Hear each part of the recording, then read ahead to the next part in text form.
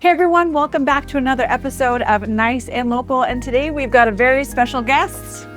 Hey guys, I'm James Basinger with the Hide and Seek podcast. My baby brother.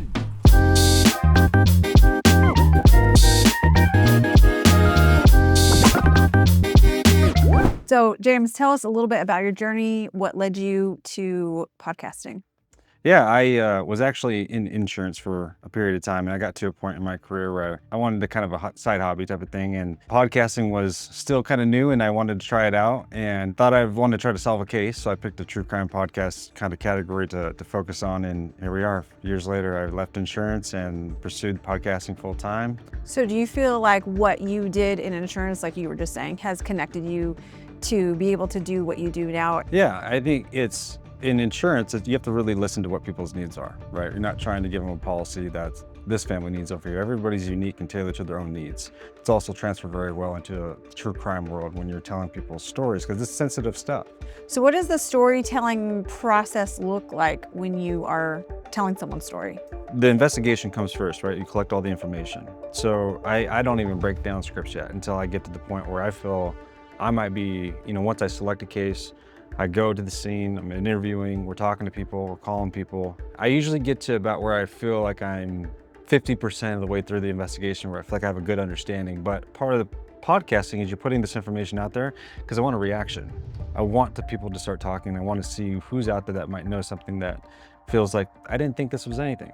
James, what made you decide that missing persons Yeah. was the thing you were gonna target and go after as far as investigating when you decided you wanted a podcast? Missing persons is probably one of the more challenging type of crimes to investigate because you don't have a body, and it makes it even more just that more difficult and mysterious behind what happened. So it's a major puzzle that you're trying to tackle and take on. How do you choose which cases you want to investigate? We want to first find out what's the investigation process, where are they at with it now. We're usually trying to pick a case that isn't something that's popular, well-known, and then we're looking for smaller towns. And then how old is the case? Usually I try to target cases that are relatively older and cold. What is the hardest part about that? Probably getting people to talk.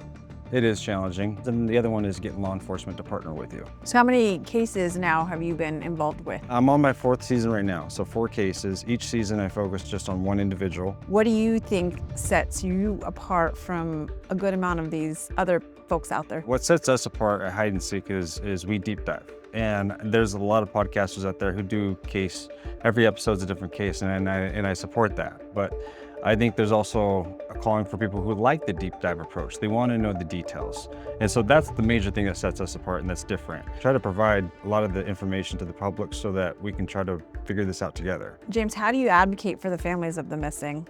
Just how we do it, with the process of doing it with respect, right? And doing it with the right approach of how we're going to tell the story. Not all the information that we share is necessary. It should be shared, right? So stuff that we get, we have to decide, how do we share it? Being able to let the family tell the story. They're the best ones who are going to tell it the right way. Awareness is huge. When it comes to missing persons, awareness, putting their loved one's names back out in the light is very important. Do you have any other interesting stories that you want to share? I would say in my season 3, I had a really cool experience where I had a community of people who got behind writing letters into the sheriff's office, and we actually got a chance to meet with state, local, and Indiana state detectives because of that. So I had a chance to meet with them, all because this community said, hey, what this guy's talking about needs to be addressed. Well, thank you for sharing that. I appreciate you taking time out of, I'm sure, a very busy schedule. Yeah. And if you are interested in true crime, check them out at Hide and Seek podcast. Thank you guys so much for joining us. And remember to keep it nice and local.